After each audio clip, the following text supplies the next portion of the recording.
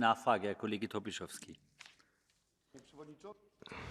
Panie Przewodniczący, Szanowna Pani Komisarz, dziękuję za te informacje i w tym kontekście mam pytanie, czy procedowane obecnie rozporządzenie w sprawie redukcji emisji metanu, a konkretnie zapisy nakładające obowiązki informacyjne na producentów i importerów gazu naturalnego, jeśli chodzi o emisję metanu, nie przyczynią się do zniechęcenia producentów LNG do rynku europejskiego w tak ważnym okresie i w tak ważnych planach, o których pani komisarz wspomniała. Dziękuję.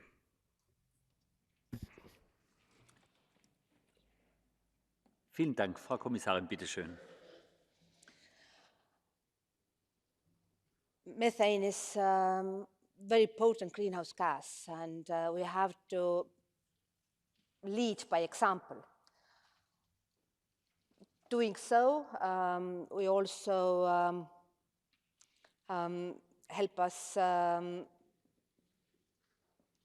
there are some activities that in the energy sector that actually do not demand additional investments. It is just the issue of awareness. Beyond the activities here in Europe, we are also reaching out to the gas producing countries who still emit a lot of methane, and we are planning to pilot some of the projects that we call You Capture, We Buy, because in energy sector, large share of methane could be tackled without almost no cost, or we can finance these investments, and by doing so also bring to the market additional volumes that are under this contested situation very much needed. Thank you. Vielen Dank, Frau Kommissarin. Die nächste Frage kommt von Frau Kollegin Matias. Muito obrigada, Sr. Presidente. Senhora Comissária, bem-vinda.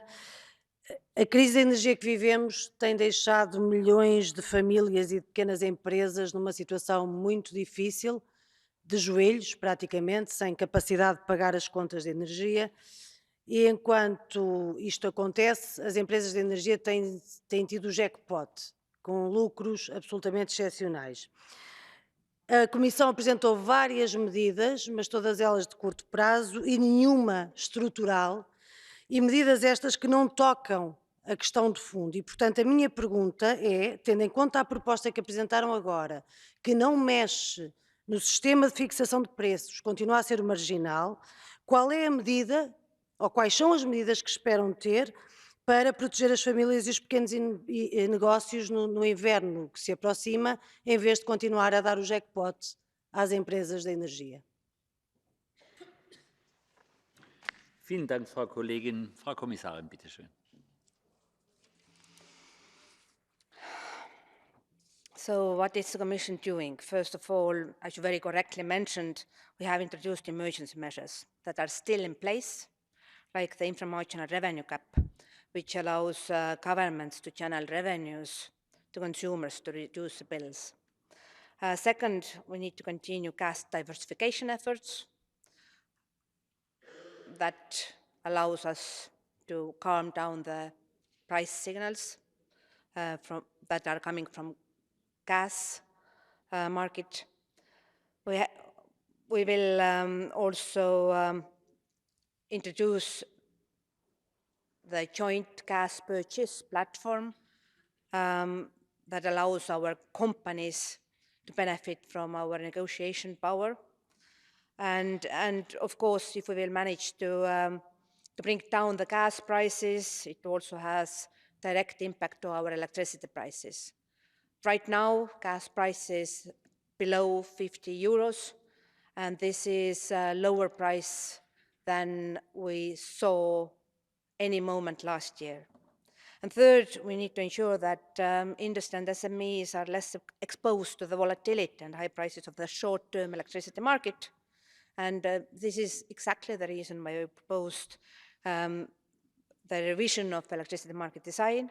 There are measures that facilitate access to long-term instruments, like power purchase agreements or contracts for difference, for new investment in power generation. And this will help customers benefit more directly of the lower cost of renewable generation.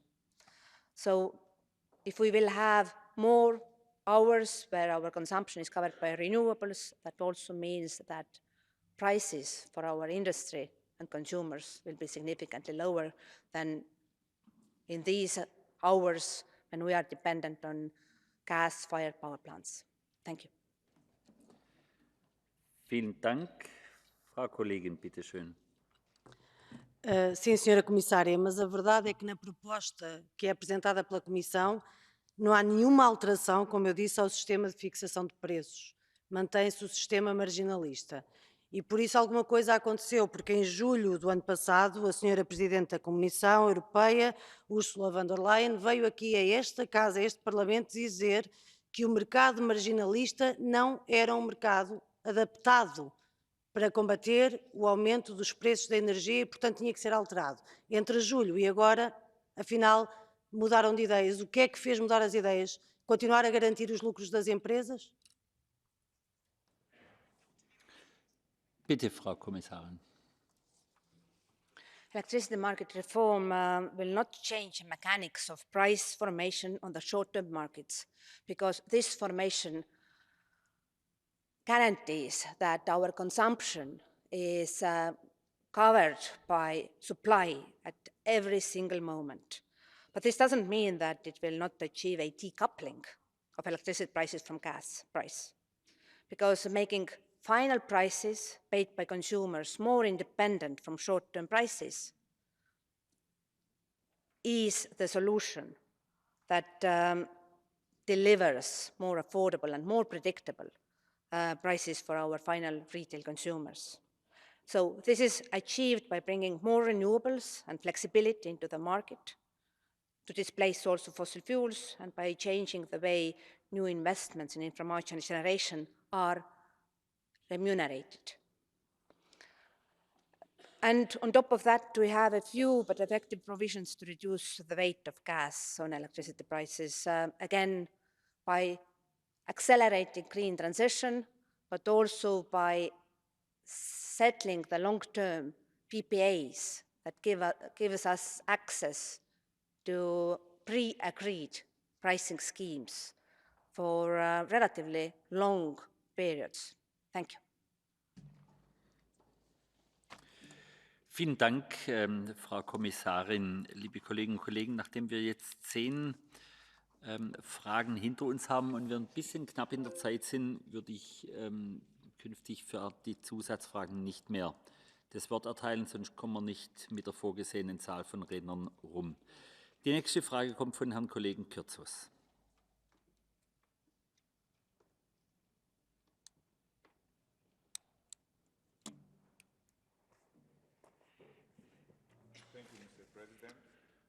Mikro. Thank you, Mr. President. In my view, in order to have energy security, we have to reduce our energy dependence on Russia and also reduce the financing of the offensive war. And I don't think we succeeded in 2022. For instance, in my country, Greece, we had to spend 9 billion euros to import Russian oil and Russian natural gas in 2022, whereas in 2021 we spent 5 billion euros. We increased the financing of the war by 4 billion euros due to the price increases in the international markets. So my question is, how much money did we offer in 2022 to Putin and his offensive war in order to cover our energy needs? And is there a plan to reduce? Are there any targets for 2023 so that he will get less money from us? Thank you very much. Vielen Dank, Herr Kollege Kirtsos. Frau Kommissarin, bitte schön. We were last year successfully negotiating 10 packages of sanctions against Russia, and several of these sanctions also covered the energy sector. You were very correct when you mentioned that in 2022, our companies still bought Russian coal or oil, but sanctions came into force for crude oil in the end of 2022 in December, and now with limited exemptions, they are also covering refined products. So in several commodities, we do not offer Russia a market anymore. And on top of that, with our G7 partners, we have introduced price cap for oil products so that Russia's revenues will not be as high as if they would have been able to trade their oil products with world crude oil global market price. Now, on gas, we have not put in place sanctions, but there are very few member states who are still receiving some natural gas from Russia.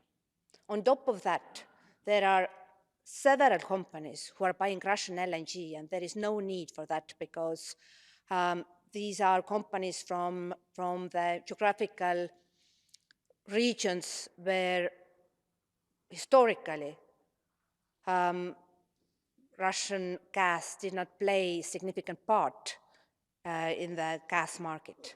And this is the sector where really we should well call for solidarity and request our companies without implementing any sanctions to not prolong the existing contracts, to stop buying Russian LNG. Thank you. Vielen Dank, Frau Kommissarin. Die nächste Frage kommt von Herrn Kollegen Bogovic.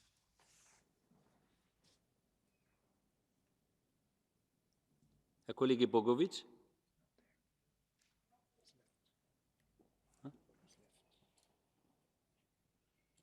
Okay. Dann spricht als nächstes Herr Kollege González Casares.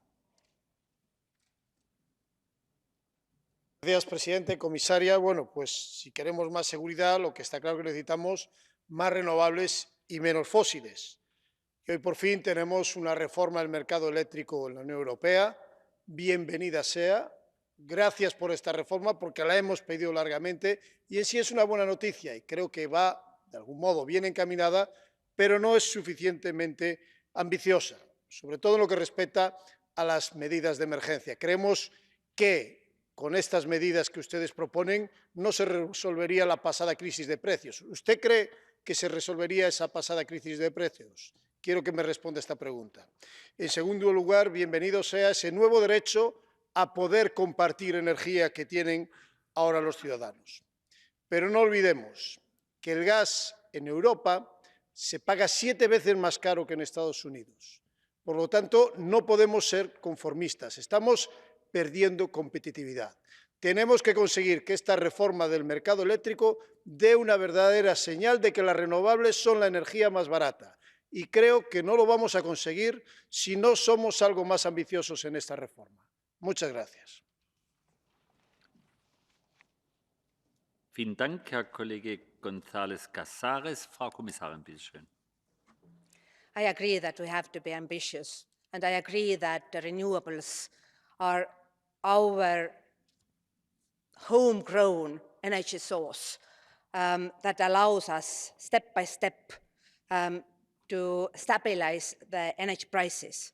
Because you compared our gas price with United States at the current situation, they are gas, LNG exporting country. We are importers.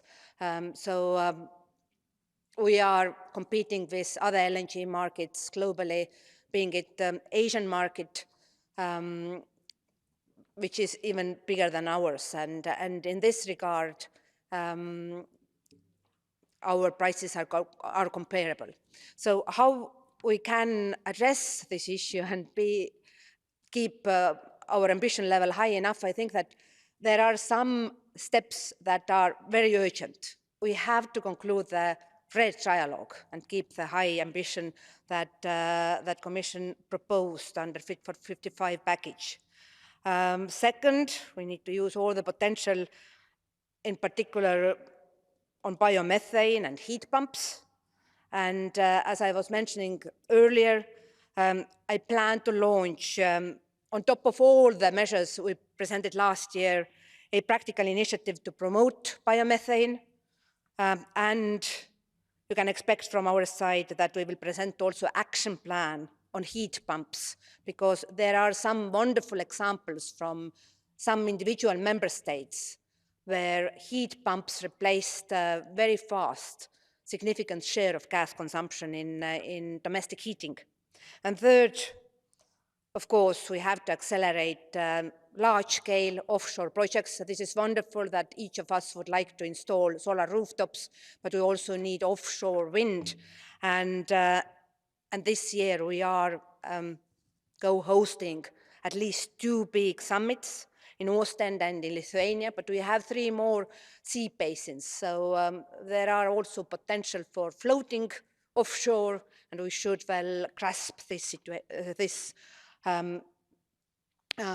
this also. Thank you. Vielen Dank, Frau Kommissarin. Die nächste Frage kommt von Herrn Kollegen Plus.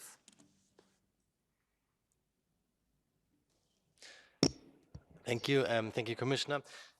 We are talking about energy security, and we see that with the current legislation, the electricity market design and the RED, it will be in place in 2 years, and that leads to investors basically now waiting in 2 years for the more beneficial setting. So now we need to bridge this 2 years. And there is the idea of a renewable energy booster, European-wide tender of 120 gigawatt, 60 gigawatt solar, 60 gigawatt wind.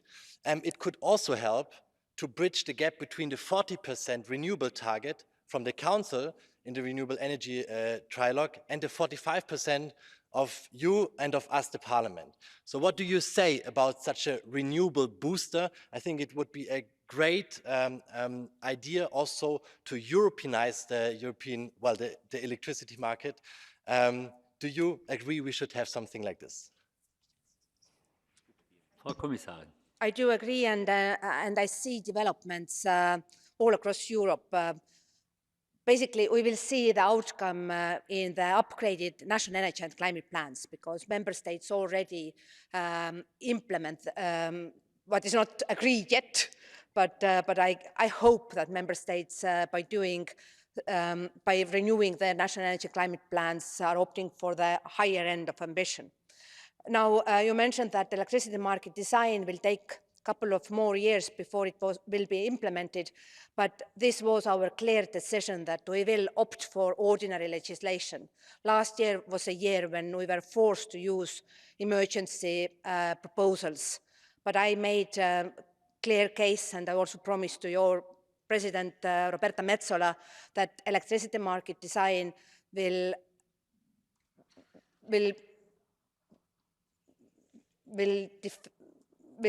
be necessary for years to come, and it is a necessary tool to give certainty for investors, so we cannot tackle it as emergency proposal.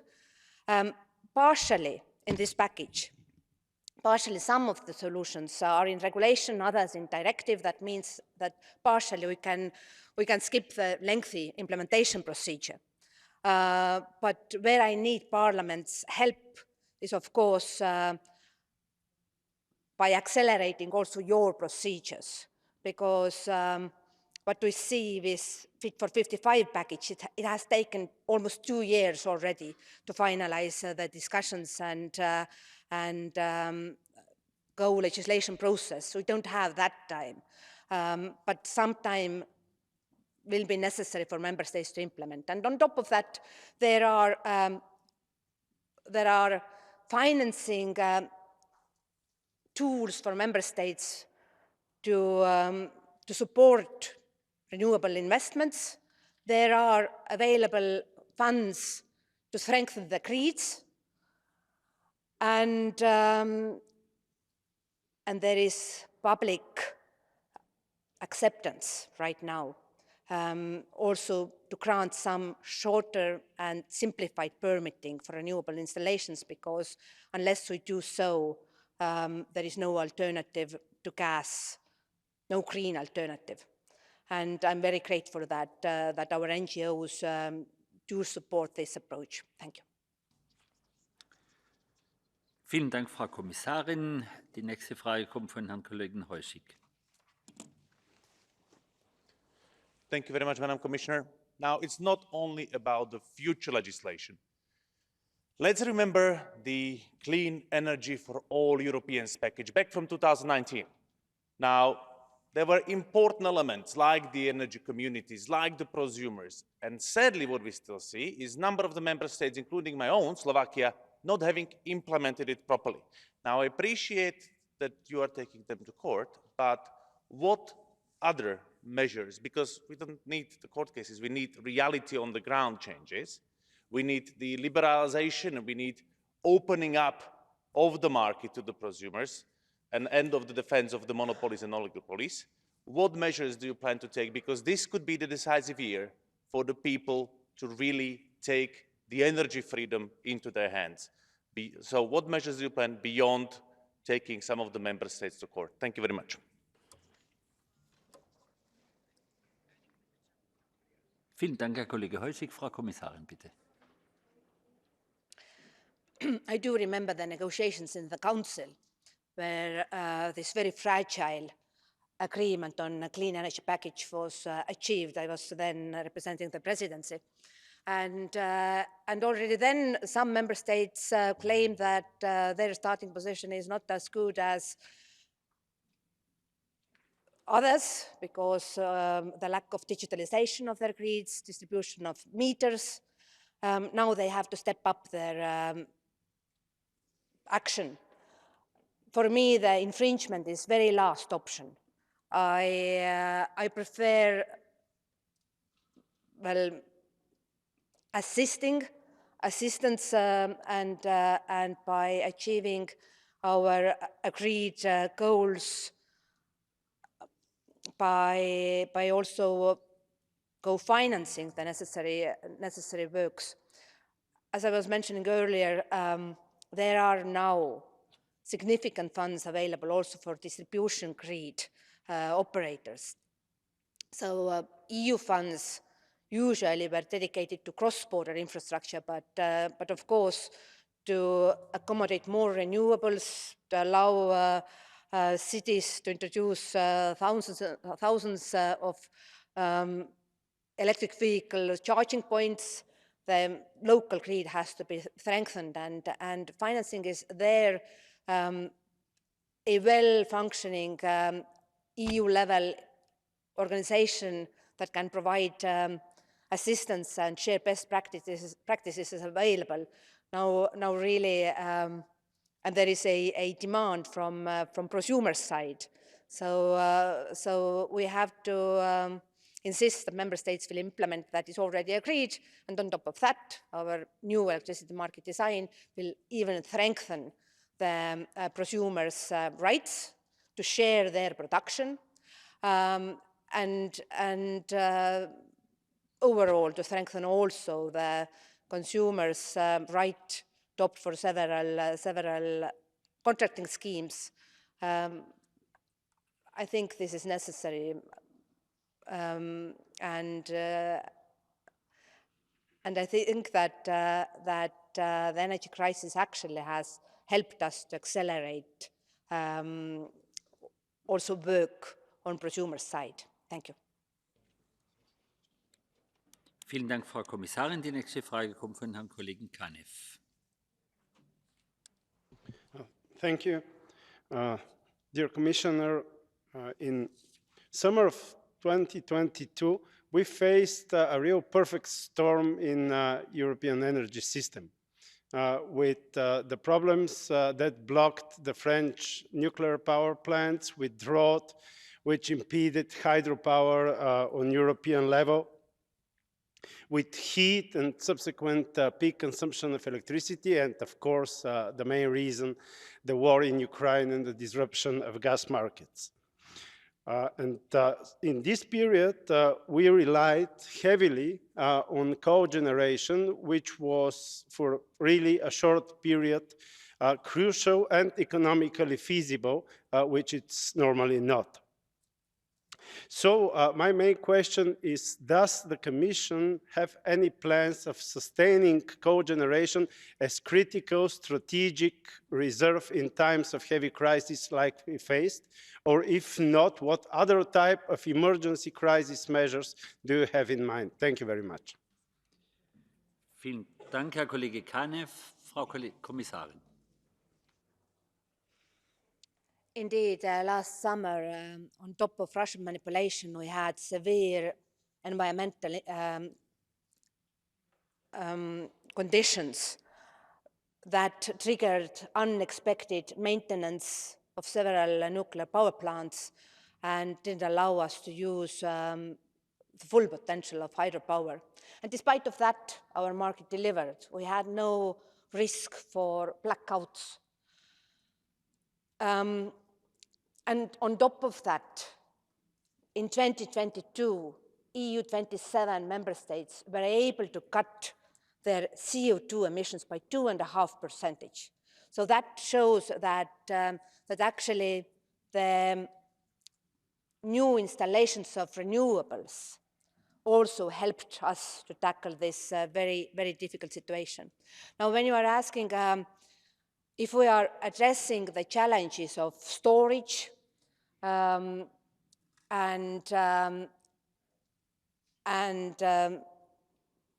power plants that help us to address the capacity mechanism in our electricity market design revision, then we will prioritize storage and weather-independent renewables, because step by step, when our electricity comes from renewables, which are intermittent, we need to prioritize also demand response and storage solutions. And this is something that you can expect from our proposal.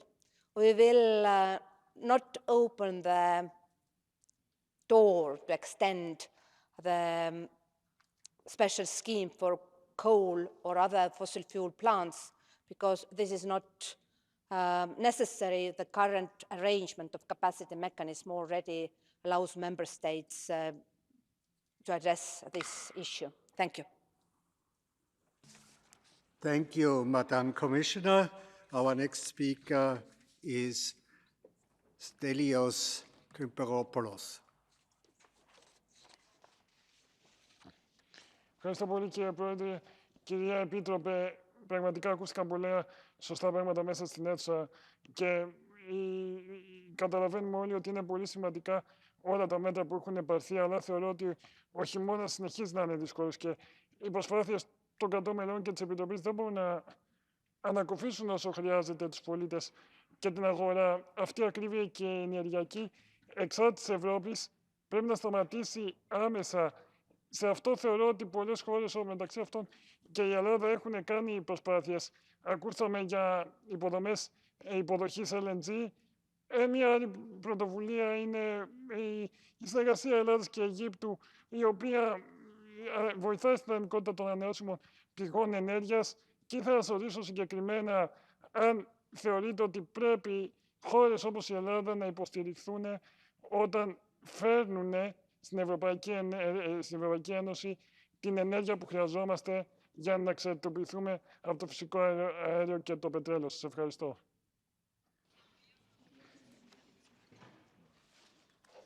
Madam Commissioner.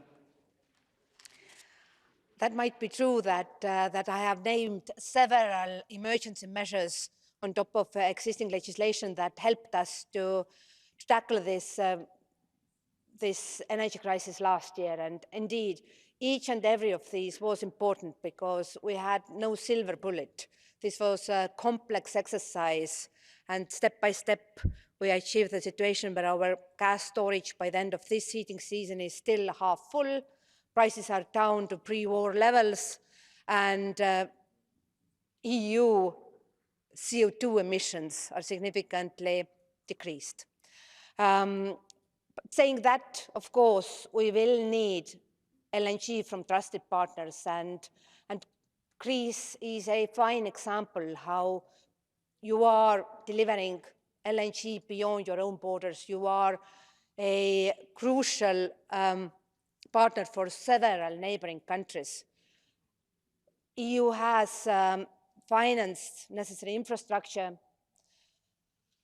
and we will do so also to address the challenges that are not only for EU member states, but also for the Western Balkans neighborhood. Thank you. Danke. Unsere nächste Rednerin ist Frau Katarina Roth-Nevedalova. Veľmi pekne, pán predsedajúci.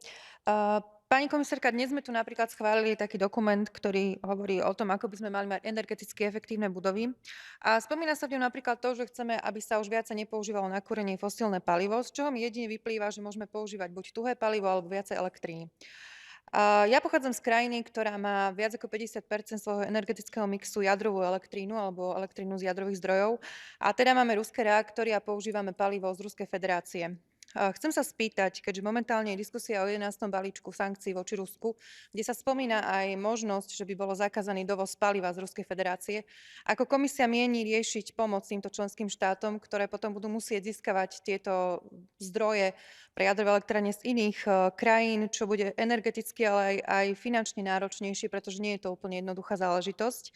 A takisto sa tým potenciálne zvýši aj cena tejto elektriny pre ľudí a pritom ide o naozaj sebestačnosť krajín, že môžeme hovoriť o obnoviteľných zdrojoch, ktoré sú krásne, ale nie vždy sa dajú využiť a trvá samozrejme nejaký čas, pokým ich naštartujeme. Takže ďakujem veľmi pekne.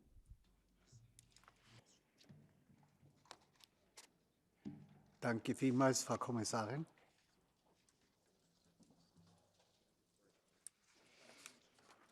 Thank you for your question, and I appreciated very much of the chance to discuss energy performance of the buildings directive yesterday in front of this plenary. And you mentioned that challenges are bigger for some member states, and it might take time to decarbonize building stock that is right now responsible for 40% of EU energy consumption. But to start the decarbonization process, at first, we need to agree that this is our target, and in this regard, I highly appreciate the vote that gave the mandate to your rapporteur to start the negotiations with Council. Because buildings have a huge cost-effective potential to reduce and optimize energy consumption, and EPBD on top of that clearly addresses also the root cause of energy poverty. Renovations clearly will help us in several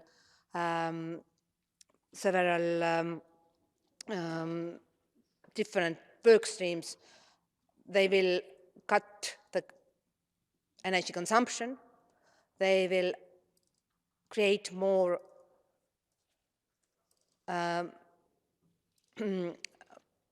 healthier living environment, and they will create also domestic jobs because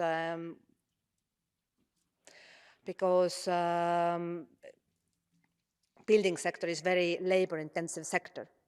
And of course, there are possible exemptions for some member states, as it has always happened that during the negotiations with co-legislators, some necessary flexibilities for implementation have been granted. Thank you.